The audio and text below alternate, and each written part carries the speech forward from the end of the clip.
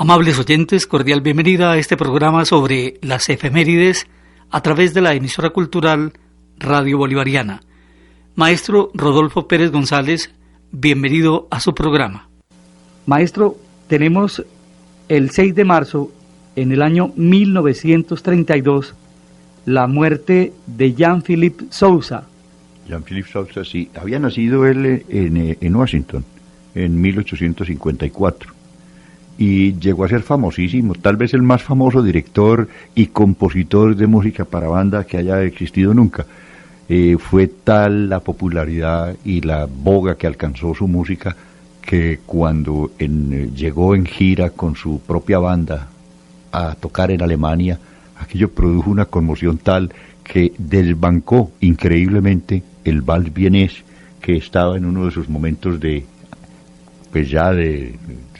culmen. Las 4 giras que él hizo a Europa, él mostró un tipo de banda que era completamente distinto, con una manera muy peculiar y muy simpática, muy pintoresca de presentar sus obras. Él dirigía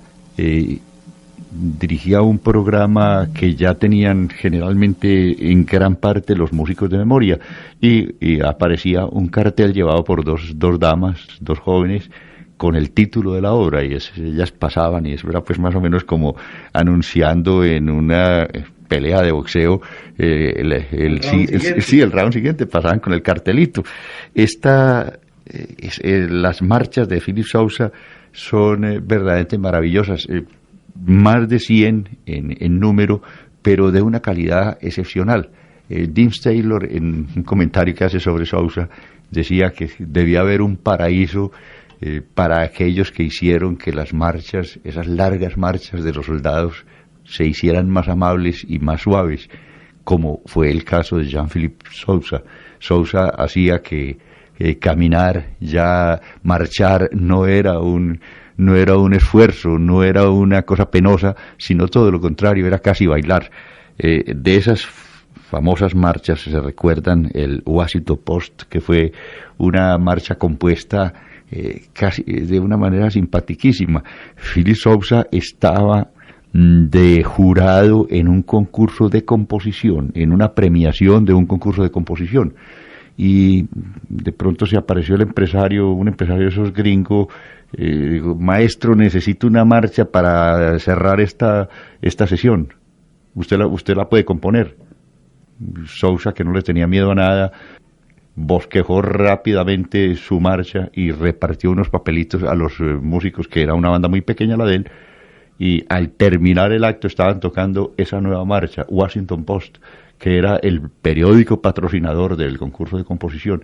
Dicen que la obra, pues, esta marcha barrió con las obras del concurso. Nadie se acuerda qué fue lo que se hizo en el concurso ni cuál fue la premiada. La obra que se repitió 7 veces fue esta marcha, Washington Post. Aparte de esto, él escribió una opereta, de la que queda una marcha. La opereta se oye poco, pero la marcha se oye mucho, que se llama El Capitán, así en castellano. Él tenía su creencia de que era descendiente de españoles. Parece que el apellido más bien es portugués, pero él sentía que era español, y muchos de los títulos de él están en castellano. El caso del Capitán. Escribió otra famosísima marcha, Semper Fidelis, La Campana de la Libertad, El Rey del Algodón.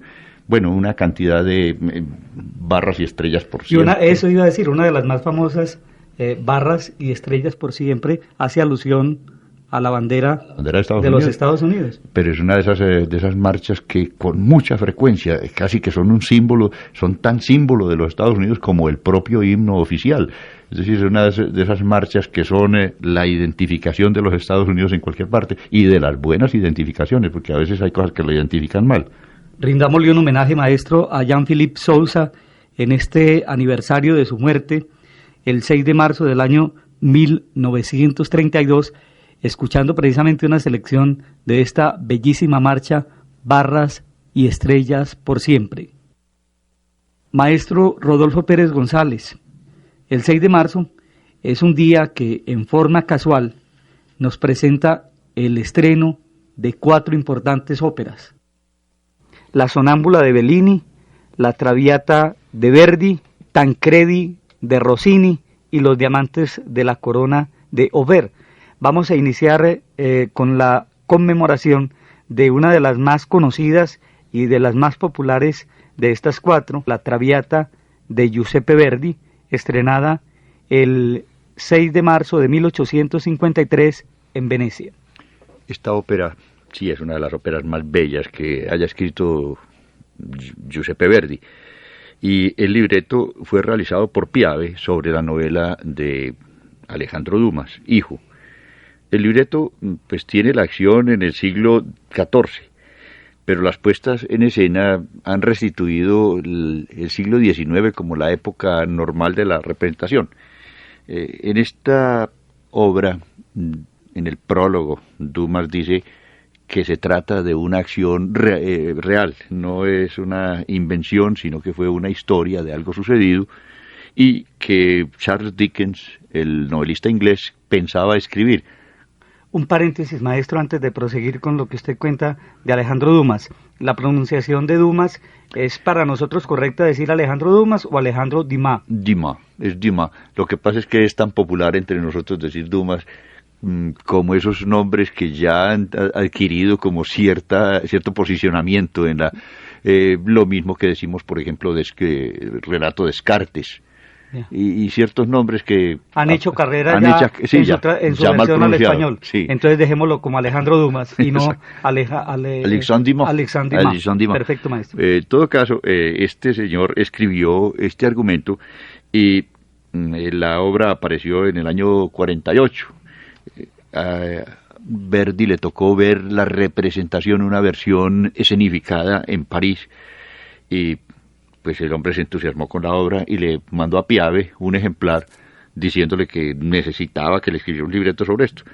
En estos días estaba trabajando en el Trovador y no tuvo inconveniente en ponerse a trabajar también en La Traviata. En 7 semanas despachó la obra, que fue estrenada en el Teatro de la Fenice. Este estreno no fue muy afortunado, en realidad el tenor estaba medio afónico, era Graziani, un gran tenor, y la Violeta era la señora Donatelli. La señora Donatelli era monstruosamente gorda, lo que para los venecianos era algo más que un chiste de humor negro, la escena de la muerte. Es decir, cuando Violeta declara que está en las últimas etapas de la tisis, el público estalló en carcajadas. Por otra parte, los actores estaban vestidos a la moderna, cuando en el libreto se hablaba del siglo XVII. Un año después, la ópera volvió a presentarse con nuevo vestuario, nuevos decorados y nueva puesta en escena. Esta fue, en realidad, ya el inicio de su marcha triunfal hacia el futuro. La Traviata es una de esas obras verdaderamente queridas de todos los públicos y fija en cualquier cartel de cualquier teatro de ópera en el mundo. Maestro, la Traviata propiamente no tiene una obertura, sino que se habla de una introducción. ¿Por qué esta diferencia entre obertura e introducción para el comienzo de la ópera? La obertura tiene una implicación formal que no tiene esta introducción. En realidad, la obertura es una especie de forma sonata, como un movimiento de un allegro y una sinfonía.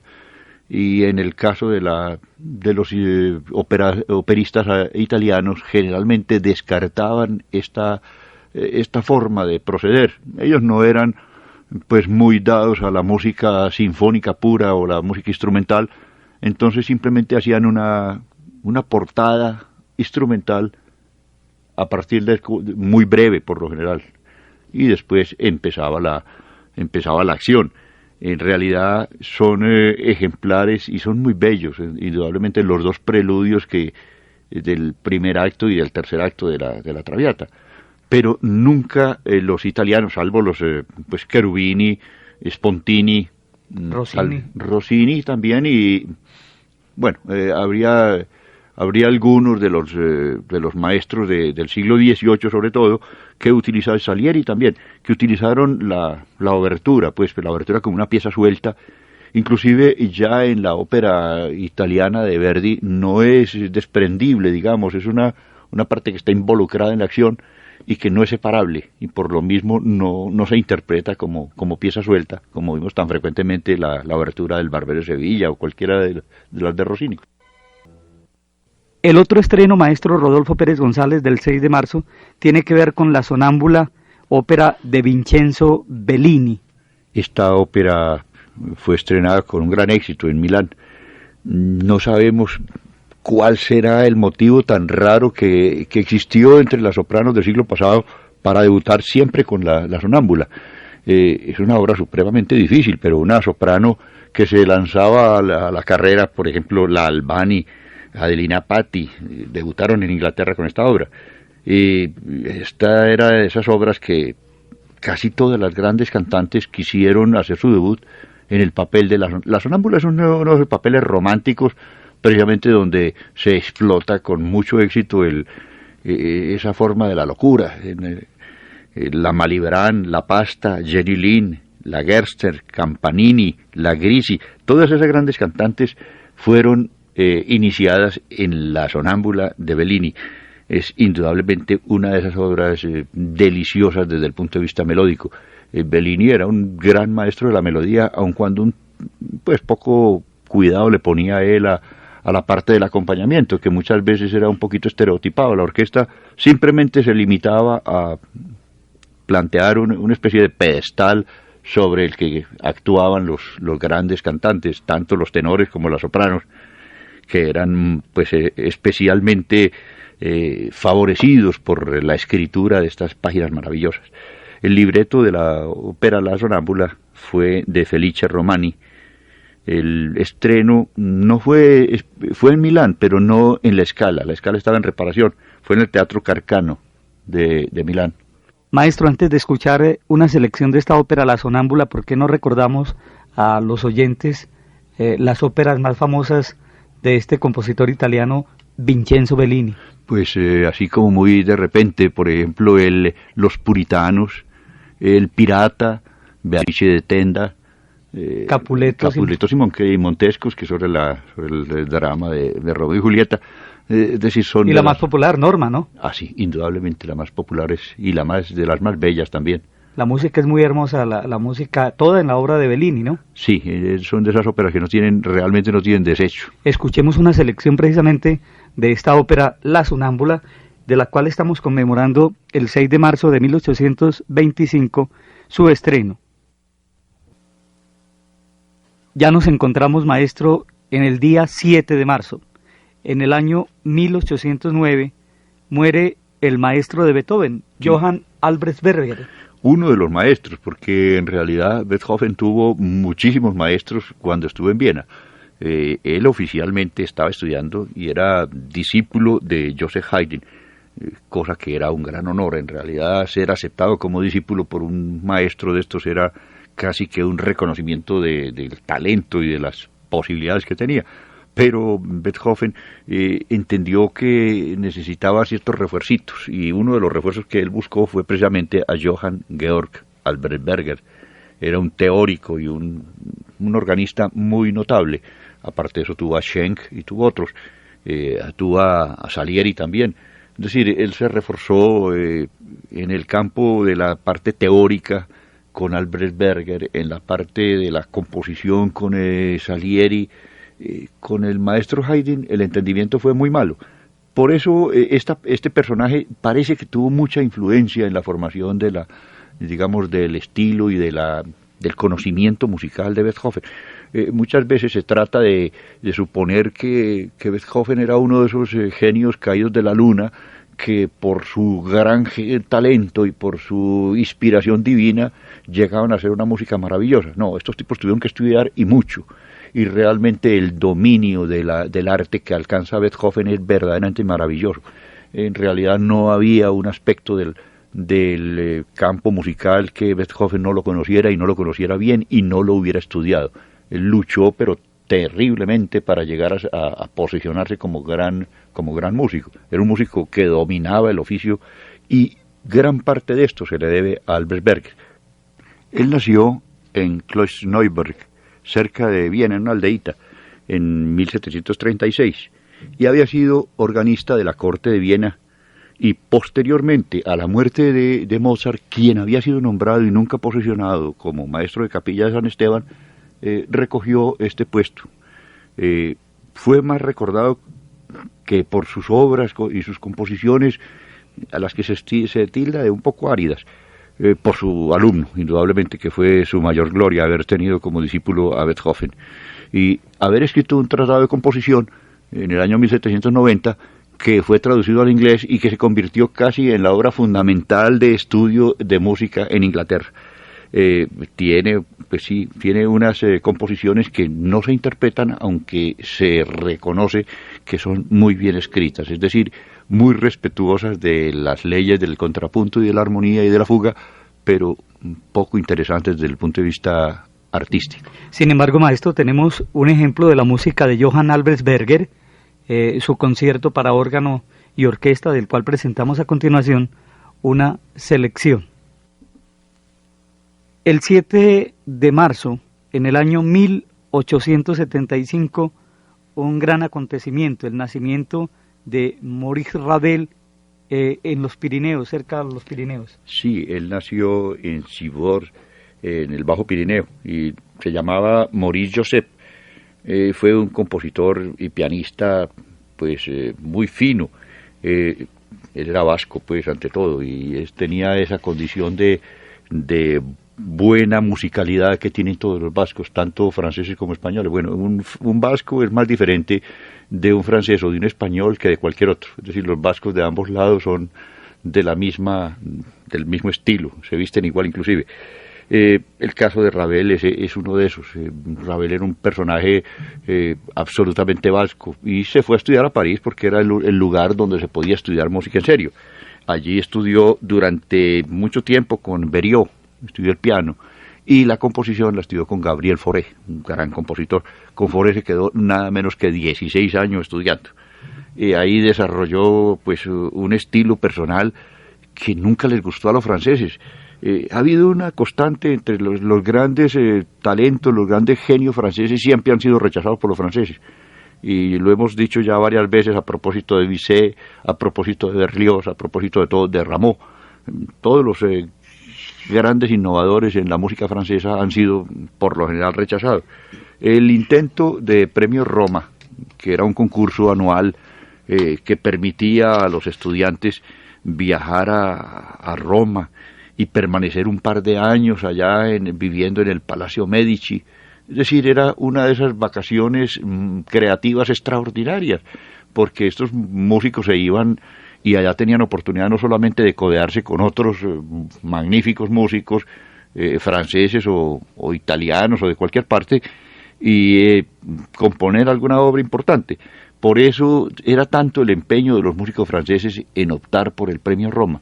Ese premio lo habían ganado, pues, entre otros, Berlioz, recuerdo, Debussy también lo ganó después de muchas luchas, pero Ravel lo había intentado en los años 1901, en 1902, en 1903, en 1904 descansó, en 1905 volvió a optar y nunca lo pudo conseguir. Total que pues ya veía él que era absolutamente imposible obtenerlo. Sin embargo, ya en el 1905 él había compuesto obras que eran ya obras de carácter permanente. Por ejemplo, el famoso ballet Daphnis y Chloe, que había puesto en escena con Diaghilev. En 1911 él compuso una ópera en un acto, pues, obra que se representa y que es muy gustada, que es La Obra Española. Y esta obra pues como se dijo en la época, ni pincha ni corta, es decir, fue una de esas obras que pasó desapercibida. Lo mismo ocurrió con El Niño y los Sortilegios, una obra bellísima. En el campo del ballet, pues él escribió, a más de Daphnis y Chloe, en 1928, el famoso Bolero, obra que ha sido archipopular. Escribió muchas obras y obras para piano y tal vez una de las actividades en las que se recuerda con más cariño y con más respeto a Maurice Ravel es en el arte de la instrumentación. Las instrumentaciones de Ravel son similares a las de Héctor Berlioz, son de esas donde se aprovecha todos los recursos que tiene la orquesta, los recursos tímbricos, y se los maneja con una propiedad absolutamente perfecta. Es muy notable pues en la instrumentación que él hizo de los cuadros de una exposición de Mussorgsky, un encargo que se le hizo, y otra obra que es El Carnaval de Schumann, esta obra que la escribió en 1914 no la conocemos, no la conoce nadie, no se editó, es decir, no se ha editado, no sé si, probablemente hasta se haya perdido, pero debe ser una cosa maravillosa porque realmente las muestras de la instrumentación que salieron de las manos de Maurice Ravel son absolutamente incomparables.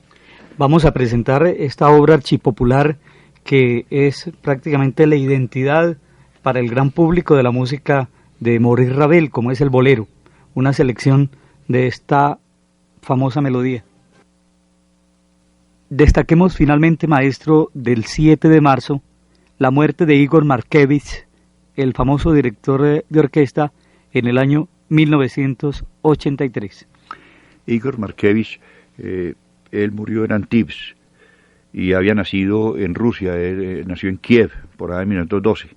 Estudió en París con Nadia Boulanger y pues como director fue un tipo sobresaliente siempre. Él había dirigido pues inicialmente la Orquesta Sinfónica de Estocolmo, luego en Montreal, después dirigió en Boston, después los conciertos Lamoureux en París, posteriormente dirigió los conciertos de la radio, de la Sinfónica de la Radio Televisión Española y finalmente dirigió la Ópera de Monte Carlo. Este compositor, él era compositor, sus obras en realidad eran pues un poco vistosas y complicadas, eran de una complejidad extraordinaria, pero como director fue uno de esos directores claros y indudablemente certeros, lograba de una orquesta lo que quería, inclusive pues el proceso de selección de la orquesta de la Radio Televisión Española fue un proceso muy curioso y de una manera muy original, que los músicos entraban a competir y tocaban detrás de una cortina y pasaban un ficho. Nadie sabía quién estaba tocando, si era hombre, mujer, joven o viejo. Los iba es decir, se iba haciendo un juicio absolutamente desprovisto de todo. Los músicos iban tocando y finalmente salía una disposición de planta en la que aparecían cosas muy simpáticas. Esa orquesta, que tiene casi la misma gente con que se inició, es en este momento una orquesta de mucha calidad, siempre fue de una gran calidad, pero lo curioso es que había personas, por ejemplo, había una niña de 10 años que tocaba en el segundo atril del primer violín, y eso pues resultó así le dio en el concurso y así se quedó era una cosa hasta simpática ver esta cosa tan dispareja donde había personas y gente de todas las clases. Igor Markevich era indudablemente uno de esos directores objetivos, muy a la manera de Klemperer, que no se dejaba llevar por los arranques románticos y sentimentales, sino que buscaba ante todo la fidelidad a la partitura. Decía que el director era simplemente una persona que vivía para la realización de una obra que había dejado un creador y que había depositado en el director la responsabilidad de no desfigurarla. Nos encontramos ya en el 8 de marzo. En el año 1714 nace Carlos Felipe Emanuel Bach. Él nació en Weimar. Es el tercero de los hijos del primer matrimonio de Juan Sebastián y es tal vez de los músicos más notables de toda esta familia. Él murió por allá muy avanzado del siglo XVIII, por allá en 1788 en Hamburgo. Este compositor y este maestro fue un clavicembalista maravilloso. Al fin y al cabo había tenido el mejor profesor del mundo, que era Johann Sebastian, pues su padre había hecho de él un clavecinista extraordinario y un gran organista, y en ese papel o en ese cargo fue nombrado por Federico el Grande para trabajar en Berlín. Él no trabajó como compositor o como maestro de capilla, sino que inicialmente y por mucho tiempo trabajó como clavecinista. Después él pasó muy malos ratos en Berlín. A él no le gustaba mucho el trabajo con Federico el Grande, que era un tanto despótico y que los trataba muy mal. Es decir, los músicos estaban acostumbrados a que se les tratara mal, se les trataba como a criados, pero Federico el Grande los trataba como a reclutas y los ponía firmes, y el pobre Carlos Felipe no se avenía muy bien con este tratamiento. Por eso, cuando tuvo oportunidad, pidió la sucesión de Jorge Felipe Telemann en Hamburgo, y allá fue a dar. Él había pedido inútilmente, él optó por suceder a su padre en la cantoría de Santo Tomás de Leipzig. El consejo de Leipzig dijo que no, y no le gustó. Es que al consejo de Leipzig yo creo que no le gustó ni Bach. Ese consejo era muy extraño y ellos tenían unas costumbres, empezando porque a Bach lo recibieron a regañadientes, pues al hijo no lo recibieron, y el hijo era mucho más famoso que el padre, y Carlos Felipe no les funcionaba a ellos. Sin embargo, este maestro pues fue uno de los más decisivos colaboradores en la formación de lo que se llama el estilo clásico. A él se le debe nada menos que la invención de la forma sonata allegro, esta forma que es la que va a determinar el nacimiento de la sinfonía con Joseph Haydn.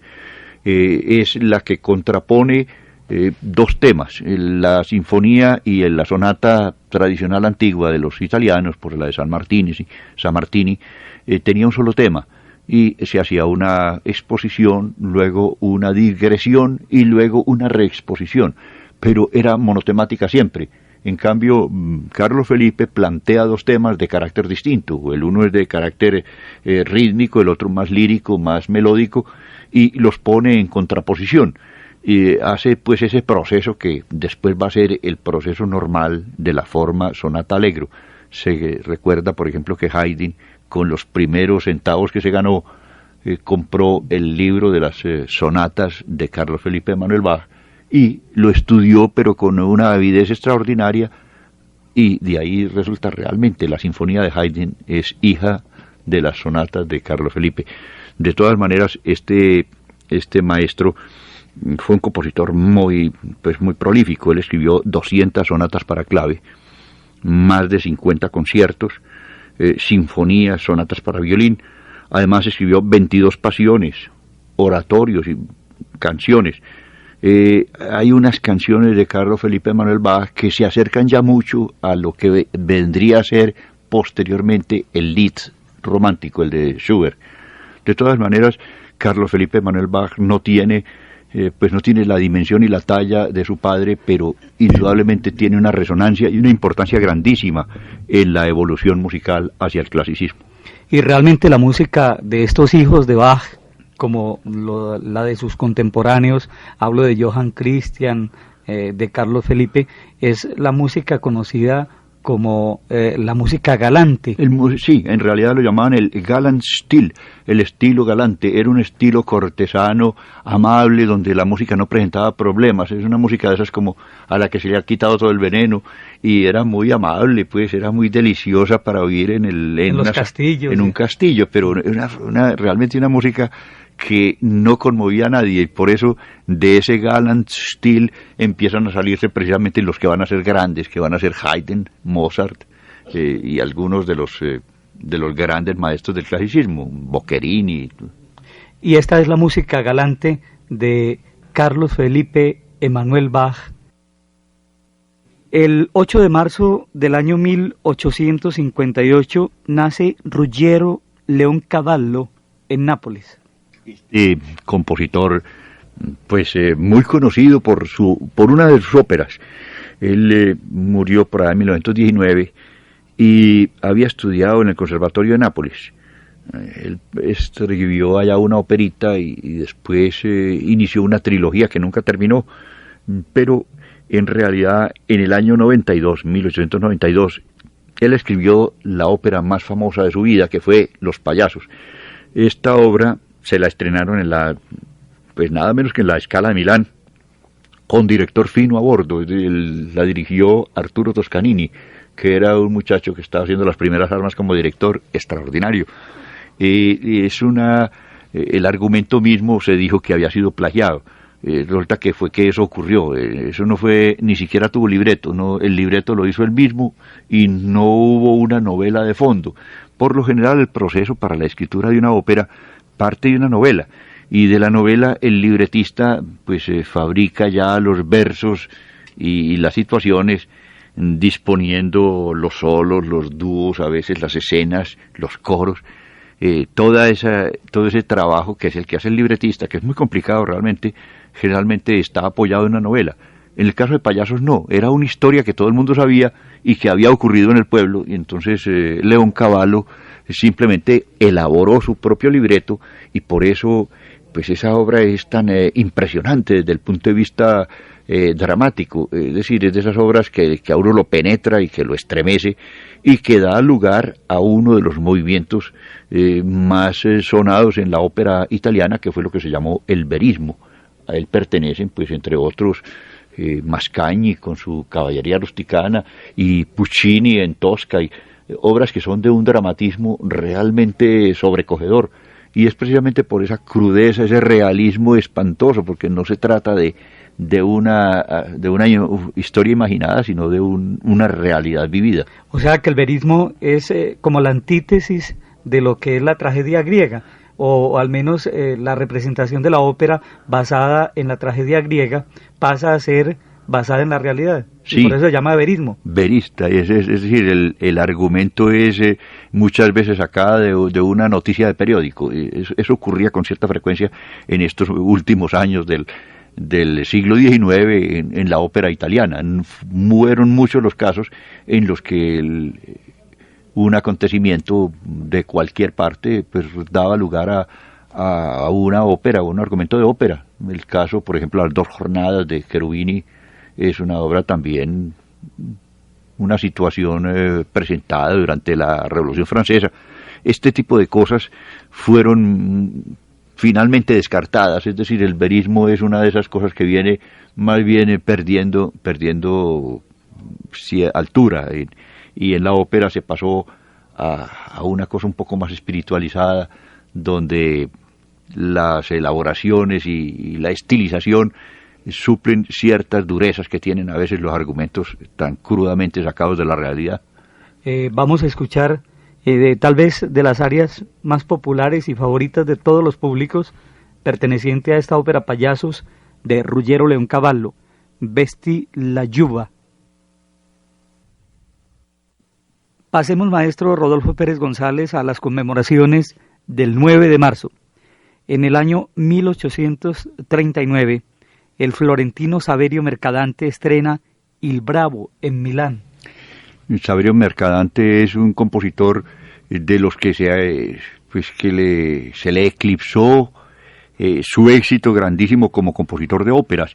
Yo creo que mucha parte del eclipse se debe al tiempo que permaneció, y que fue muy largo, que permaneció en España, en una época en que realmente no era España el lugar para vivir un buen músico. Y tal vez fue eso lo que decidió a Rossini a no permanecer más tiempo del necesario en España. Generalmente los músicos que caían en España tenían la suerte desastrosa que tuvo el maestro Luigi Boccherini, que a pesar de que escribió muchos quintetos y hizo una gran obra, pues es una obra que queda un poco excluida de las grandes corrientes de la producción musical europea. Y lo mismo le pasa a Mercadante. Mercadante era muy famoso, pero muy famoso en España y en Italia, sobre todo porque era un gran compositor de ópera y al tiempo un gran compositor de música religiosa. Lo que pasa es que a veces no se sabe en la música religiosa si es ópera y en la ópera si es música religiosa. Se confunden muchas veces los estilos. También hay que pensar que en aquella época la música religiosa pues estaba tan imbuida de la ópera que muchas veces un santus era más o menos como una cavatina que cantaba el tenor con un do de pecho final y cosas de esas, y esto pues era muy aceptado y muy gustado en la música religiosa. Mercadante fue un extraordinario compositor instrumental también, es decir, hay obras de Mercadante en las que demostró él su habilidad y su genialidad es muy parecido en su estilo y en la manera de manejar el solista al de Paganini. Niccolo Paganini tiene más o menos las mismas trazas de Mercadante, que fueron contemporáneos y que tuvieron indudablemente un gran sentido de la melodía aplicada al instrumento. Estas óperas, las óperas de Mercadante, desgraciadamente, ya son más bien curiosidades de museo. Recordemos la música de Saverio Mercadante, escuchando una selección de, tal vez, su obra más conocida, el concierto para flauta y orquesta, en su tercer movimiento, que lleva el nombre de Rondó ruso. Conmemoremos otro estreno de Mozart, maestro, muy importante, en el año 1785, el 9 de marzo, el estreno del concierto número 21, el K467, que curiosamente la posteridad denominó que no Mozart, con un nombre, Elvira Madigan, por una película, entiendo. Sí, una película sueca muy bonita, entre otras cosas, porque la película que no sé si fue presentada comercialmente, generalmente las películas muy buenas no se presentan comercialmente, se dan a la traición y al escondido, pero esta película fue muy famosa, y es muy famosa y yo creo que muy notable y muy respetuoso el uso que se hace de la música del andante de este bellísimo concierto mozartiano, porque hay unas situaciones en las que es decir, el espectador tiene conciencia de que ha surgido el amor entre los dos personajes, y precisamente no se dice nada, sino que suena como música de fondo el andante del concierto para piano.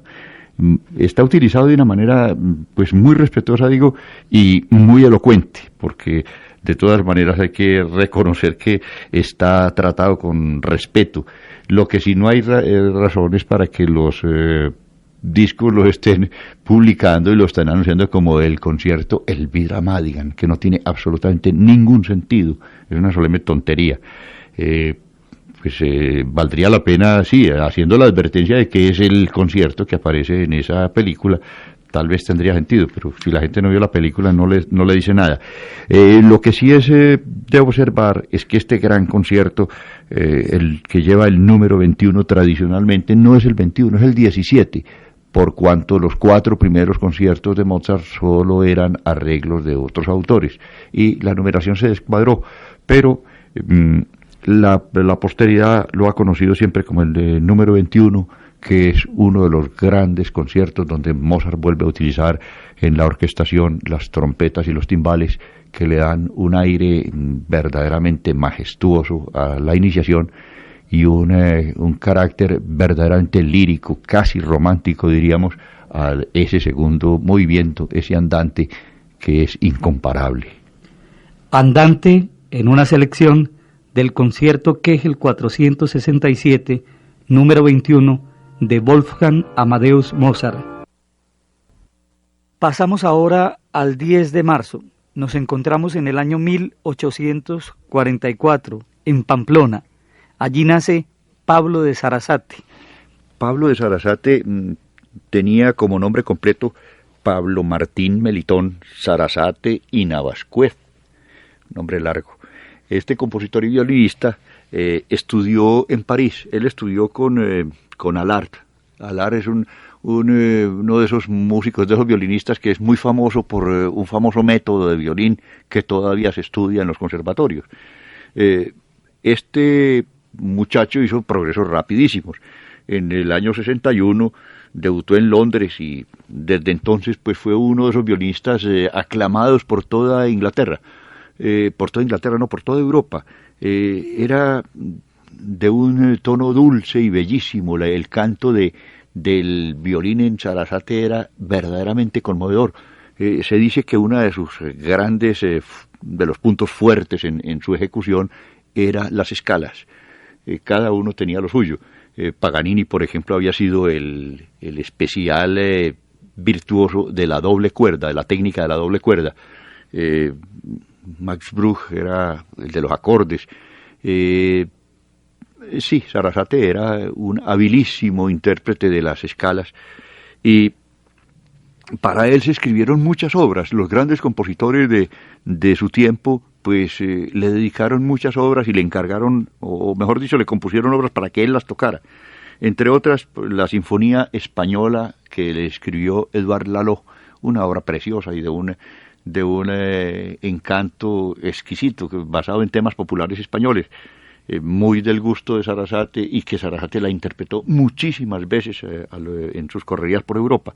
Max Bruch le dedicó el segundo concierto para violín, una de sus obras grandes, y la fantasía escocesa. Y Camille Saint-Saëns escribió para él 2 conciertos, el primero y el gran concierto, el tercero, que es indudablemente el más grande de los conciertos de violín que escribió Saint-Saëns. Además, le dedicó la introducción y Rondó Caprichoso, una de esas obras que los violinistas adoran. También era compositor y él tenía casi que una actitud muy extraña con los directores. A Sarasate le enfurecía que el público aplaudiera al director. Decía, este señor, todo el esfuerzo lo hacemos nosotros tocando y el público aplaude a este señor que no hace más que mover una vara y que no toca nada. Eso le enfurecía a él y le parecía que era un contrasentido que se aplaudiera al director. Es decir, Sarasate nunca entendió la función y la importancia que tenía el director. También en esta época no se valoraba como se valora actualmente la función de un director, pero esa era una de las actitudes caprichosas de Pablo de Sarasate. Como compositor, él escribió pues obras que son todas más o menos cercanas a la música popular española, entre ellas el Aires Gitanos, Capricho Vasco, la Jota Aragonesa, la Fantasía sobre Carmen, un zapateado y un poco de transcripciones del folclore español. Yo creo que de lo más bello que él tiene es el Capricho Vasco, es que en realidad ahí está involucrado también el elemento patriótico y pues don Pablo de Sarasate ante todo era vasco. Y esta es la obra que vamos a escuchar a continuación precisamente de Pablo de Sarasate, Capricho Vasco. Finalmente destaquemos del 10 de marzo el nacimiento en 1749 de Lorenzo da Ponte en Céneda, cerca de Venecia. Este libretista famosísimo se llamaba Emanuele Conegliano. Ese nombre de da Ponte lo tomaron de un obispo que fue el que los bautizó a toda la familia y le puso, ellos eran judíos y cuando se convirtieron pues recibió ese nombre, Lorenzo da Ponte. Era indudablemente uno de los libretistas más famosos y a él se le deben 3 de los grandes libretos de Mozart, que son las Bodas de Fígaro, el Don Giovanni y el Così fan tutte. Pero había escrito para todos los otros grandes compositores de la época, para Martini Soler, para Salieri. Alguna vez, y eso lo dice él, pues vanagloriándose en sus memorias, había escrito simultáneamente para los 3, para Mozart, el Don Juan, para Salieri, una de sus óperas, y otra para Martini Soler. Es muy probable que esto sea mentira. Las memorias de Lorenzo da Ponte son muy exageradas y muy mentirosas, pero muy deliciosas. Son una lectura en realidad entretenidísima y agradable a la que se dedicó años más tarde en Estados Unidos. Él había llegado a Austria por un lío de faldas. Había tenido un enredo ahí con una señora casada y el marido, que era un señor malas pulgas, lo estaba buscando para matarlo. Él se refugió en Austria y muy discretamente se fue haciendo al cargo, porque en realidad la emperatriz María Teresa, que era muy estricta en cuestiones de moral, no hubiera aceptado a este señor abate que venía con pues precedido de tan mala fama. Y él pues hizo lo posible por trabajar como por mano o por firma de uno de sus compatriotas italianos como libretista. Después, cuando murió ya María Teresa, él entró como libretista y aparece ya con su propio nombre, pero ligero. En el año 1790 es precisamente el problema, en ese año que escribe el libreto para el Così fan tutte de Mozart, obra que de ninguna manera, es decir, como libreto se dice que era apoyado o basado en una historia real que había ocurrido en Viena. Después de esto tuvo otro lío en Viena y tuvo que salir huyendo y fue a dar a Londres. En Londres permaneció algún tiempo escribiendo libretos para el teatro de la música del teatro italiano de Londres y después se trasladó a Nueva York.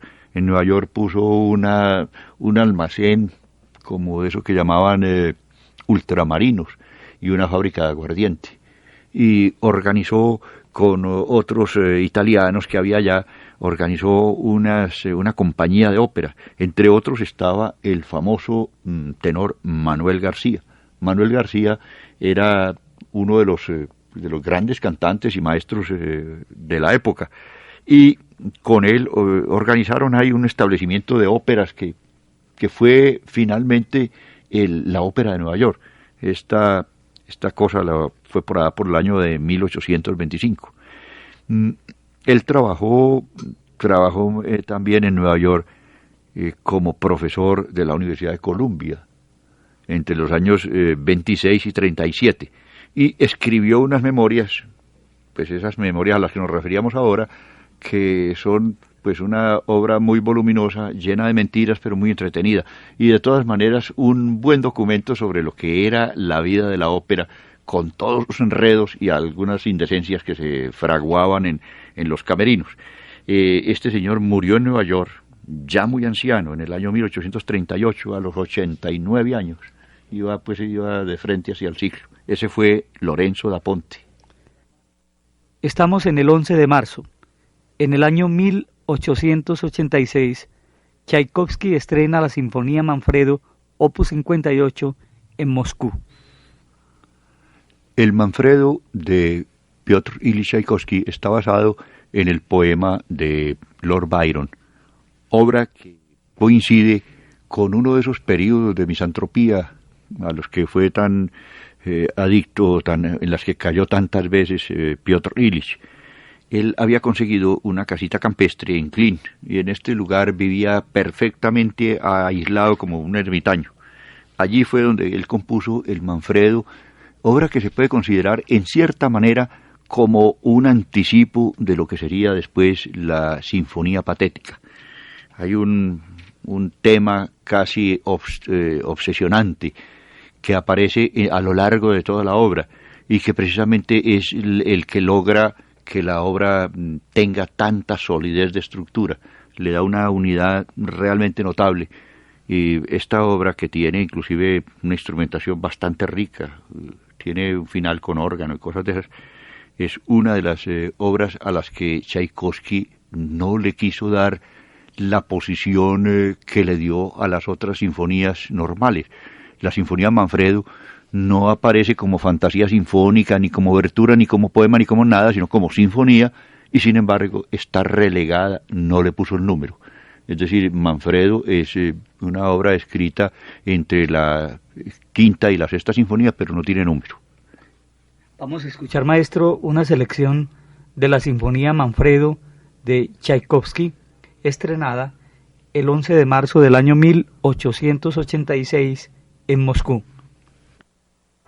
El 11 de marzo, en el año 1830, estrena Bellini, también en Venecia, otra de sus óperas, Los Capuletos y los Montescos. Esta es una de las óperas grandes ya de Vincenzo Bellini. Vincenzo Bellini, ya en su edad de madurez, porque en realidad Bellini fue uno de los músicos que murió más jóvenes. Bellini es uno de esos compositores de la lista de los elegidos de los dioses, que tiene esa frescura juvenil a todo lo largo de su obra. El apasionamiento y el fervor, el calor que tienen las melodías de Capuletos y Montescos es realmente digna de una versión más italiana que la del propio Shakespeare de la gran tragedia de Romeo y Julieta. Compartamos con los oyentes una selección de la ópera de Vincenzo Bellini, estrenada el 11 de marzo de 1830. Maestro, con usted al frente de este programa, es imposible dejar de conmemorar los estrenos en la obra de Mozart. Usted es mozartiano por excelencia. Sí. Y tenemos el 11 de marzo de 1787 el estreno, o mejor, la composición del rondó en la menor, que es el 511 en Viena. Este rondó es muy especial, es que dentro de la obra pianística o dentro del repertorio pianístico es una obra que podría atribuirse más bien por el carácter sombrío y por la fuerza que tiene como expresión, sería mucho más pensable que fuera escrito por un personaje como Chopin o como alguno de los maestros románticos. El carácter de esta obra, pues sí, en realidad es muy similar también en el tratamiento a las obras de Carlos Felipe Emanuel Bach. Se trata de un rondó en el que casi nunca aparece el motivo central o el tema recurrente, pues lo que constituye precisamente la forma rondó, que es un motivo o un tema que reaparece periódicamente. En Mozart nunca reaparece de la manera original, sino con alguna ligera modificación, envuelto en un ropaje distinto, con una ornamentación diferente, pero siempre una obra de un sentido profundo y yo diría que absolutamente romántico. Escuchemos un fragmento de este rondó, que es el 511 de Mozart. Maestro, en estas conmemoraciones no podía faltar una de Giuseppe Verdi muy importante, estrenada el 11 de marzo de 1851, Rigoletto. Rigoletto esta ópera se estrenó en la Fenice en Venecia y tenía como libreto el de Francesco Piave. La obra está basada en El Rey se divierte, Le Roi s'amuse de Victor Hugo o Victor Hugo. Un comentarista italiano hacía notar que tal vez era una de las obras que eran el camino para la comprensión mejor de Verdi y que tanto que se ha dicho sobre la rivalidad establecida entre la ópera italiana y la ópera wagneriana durante el siglo pasado era casi que simbolizable en que para aproximarse a Wagner era necesario leer y estudiar mucho y simplemente para acercarse a Verdi era cerrar los ojos y oír a Rigoletto. Eso está bien. El 23 de noviembre del año 1903 debutó en Nueva York con esta ópera un joven desconocido, un tenor italiano desconocido, y dicen que cuando empezó el aria Cuesta o Cuela, per me Parisono, un aria pues que es exuberante, de una belleza extraordinaria, es una balada que tiene al principio se oyó el traquido de todos los programas, todo el mundo buscando el nombre de ese tenor se llamaba Enrico Caruso. Ese fue el debut y la consagración el primer día de Enrico Caruso en Nueva York. Esta ópera tuvo muchas dificultades con la censura, precisamente porque el personaje era un rey y a los reyes generalmente no se podían poner en escena, y menos cuando se les iban a sacar los defectos. Había ciertos escrúpulos contra sobre todo los italianos. La censura italiana era muy exigente y no quiso que Francisco I, que era realmente el rey libertino que aparecía ahí, fuera enjuiciado históricamente como personaje de una ópera, y se reemplazó por el duque de Mantua. El duque de Mantua, pues ya eso implicaba cambiar completamente todo el sentido de la obra y el lugar de realización, del lugar de donde se desarrollaba la acción. De todas maneras, esta es una de las grandes óperas de la producción verdiana, sobre todo de las consagratorias, que fueron en la década del 50, cuando Verdi compuso Rigoletto, La Traviata y El Trovador. 1851, 11 de marzo, estreno de la ópera Rigoletto de Giuseppe Verdi. He aquí una selección de su bella música. El 12 de marzo del año 1943, el compositor Aaron Copland estrena La fanfarria para un hombre común. Aaron Copland era pues uno de los grandes músicos del siglo. Él nació en el año 1900 y murió en Nueva York en 1990. Esta obra fue compuesta en la época de la Segunda Guerra, cuando la gran movilización de Estados Unidos para la participación en la Segunda Guerra. Copland venía de origen ruso. Su familia procedía de un pueblo del sur de Rusia que es Kaplan. y fue tal vez el primero de los músicos americanos reconocido en Estados Unidos. Esto es muy importante. En el año 1921 él había estado estudiando con Nadia Boulanger, que Nadia Boulanger al fin y al cabo le enseñó a todo el mundo. Son muchísimos los compositores, aún los colombianos, entre ellos Uribe Holguín, Posada Amador. Esos fueron discípulos también de Nadia Boulanger, que fue la gran profesora de la Escola Cantorum de París. Allá estuvo estudiando Copland y estudiando teoría con Rubin Goldmark.